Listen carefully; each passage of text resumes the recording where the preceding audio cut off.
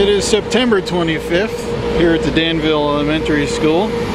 They have diesel fuel generators that are supplying power to a propane dehumidifier.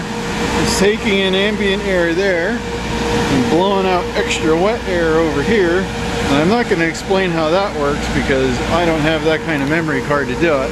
It's fed by this propane tank over here. As you can see, the propane tank is, oh, it's not leaking, is it? We can start a fire. No, that's water. You can see here the condensation level is telling us how full it is of liquid propane. As the pressure comes off the tap to feed the generator, the pressure in the propane tank comes down and the liquid propane boils off. And just like you have to add heat to boil water in your stove, this propane can is taking in heat from the atmosphere because liquid propane boils at a pretty cold temperature. And it's going below the dew point and the water is sticking to it, showing us on the outside how full the can is of propane.